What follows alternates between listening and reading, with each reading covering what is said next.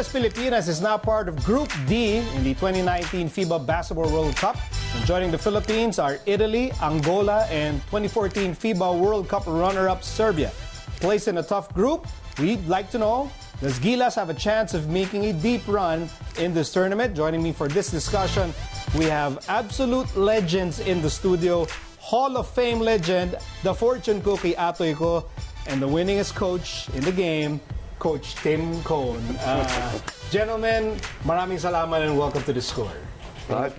Go ahead. Thank you for having us, for having me again, and it's a privilege to be seated beside the legend. This is my idol. I grew up with it. I grew up watching him.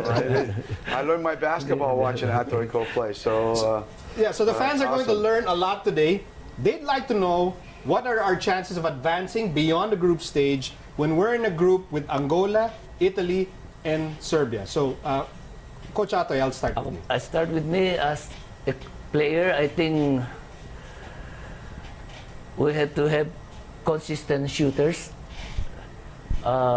Maybe before that, we really have to be in tip-top shape kasi we really very, very underdog in this group, di ba?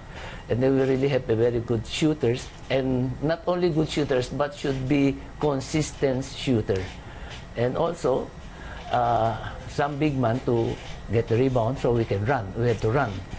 But really, it's hard to say. But in my point of view, we really have to try our best and really practice hard.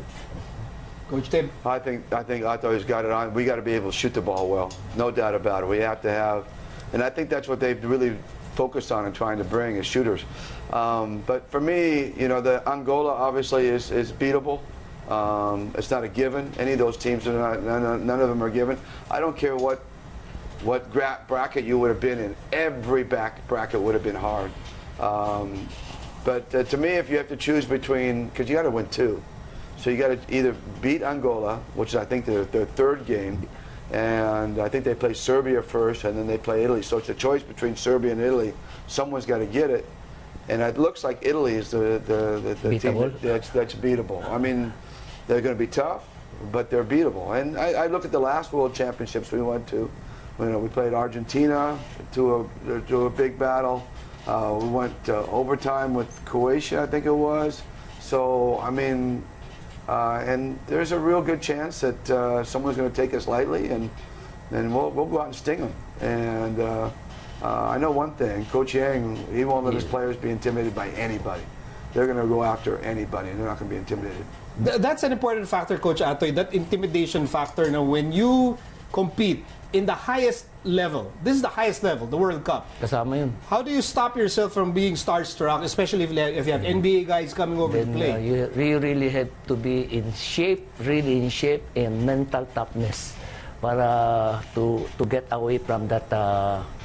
Kasi may starstruck eh, di ba? Magugulat ka eh. Yeah, I remember Jimmy Alapag in the last World Cup that we played in. He told the guys, no picture taking. No picture taking until we play these guys. Maybe after, but not before.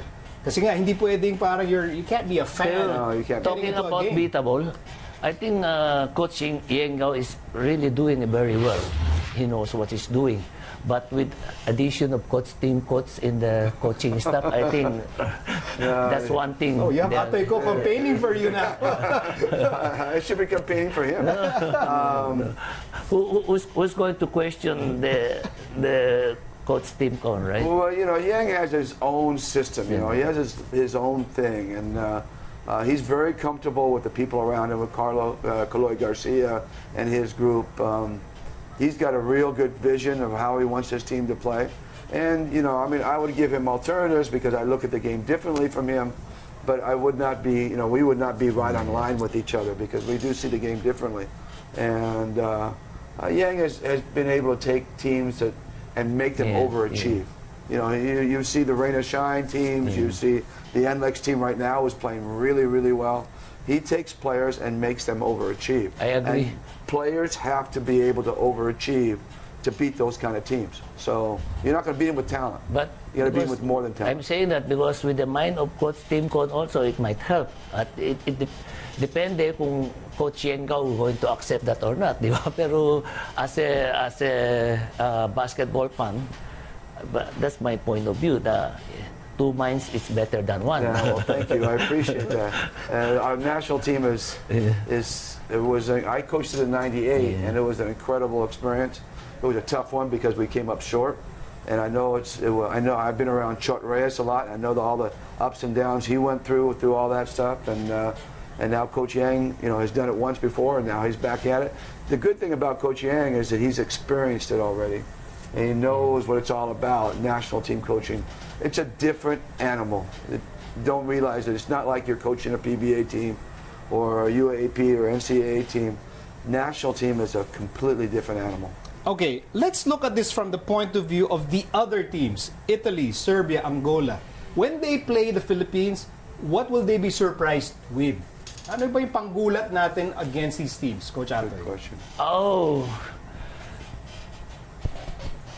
Is it our outside shooting? Is it our speed? maybe now Maybe I it's can Andre say Blatch? maybe more Andre Brads, di ba? Pero one man is not enough to, di ba?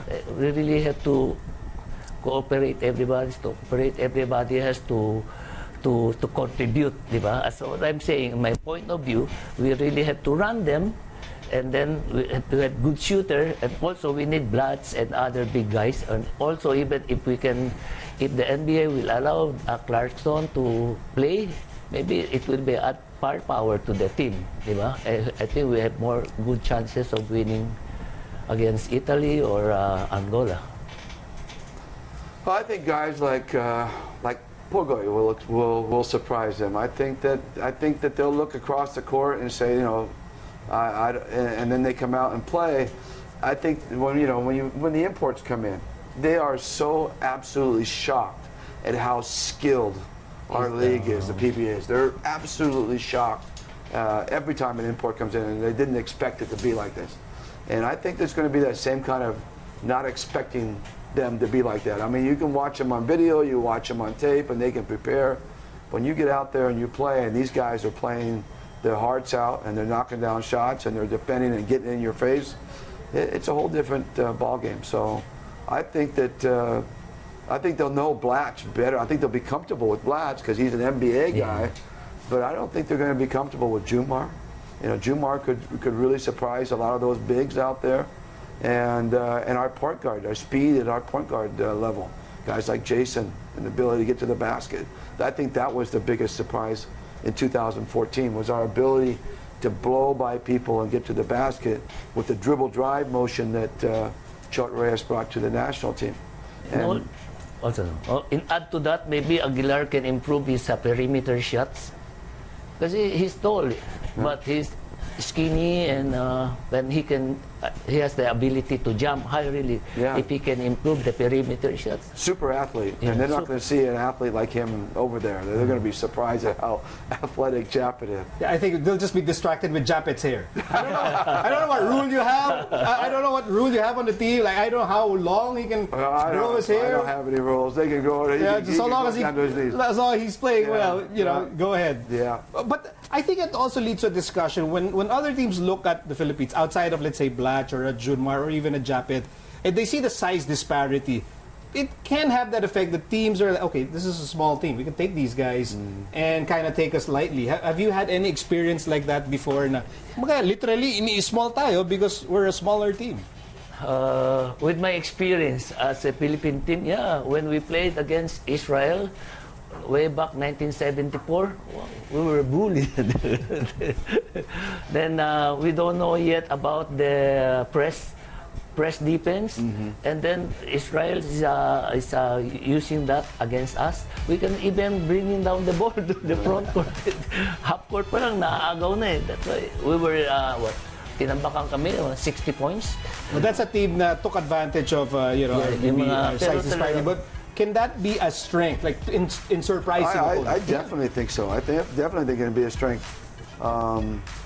And again, our guys aren't intimidated by that because they're used to playing with imports. They're used to playing against imports, so they're not going to be intimidated by anybody.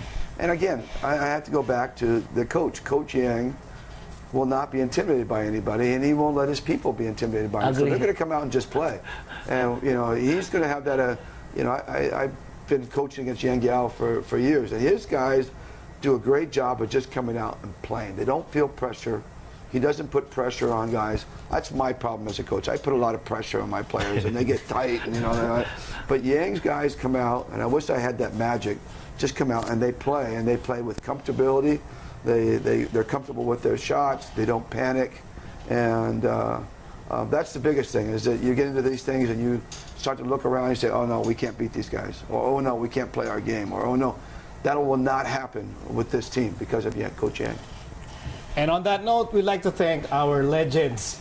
I cannot believe we have these two guys on the set right now. The fortune cookie, Atoy ko, and of course, the winningest coach in the Actually, PBA. I was really intimidated when you told me that I will be sitting beside Steve. You're Atoy ko. Why should you be intimidated? He's my idol in coaching, you know. He's Atoy ko. This is one of the funniest guys you will ever meet. This guy makes you laugh all the time. I mean, he's you know, I say it in a really nice way. You're one of the best clowns I've ever been around. You're Atoy ko, Coach Tim ko. Play golf with this guy. He is hilarious. Thank you, gentlemen. Thank you. Still ahead, it's a turn of the country's top high school hoops players to grace the spotlight at the 2019 Slam Rising Stars Classic. Stay with us.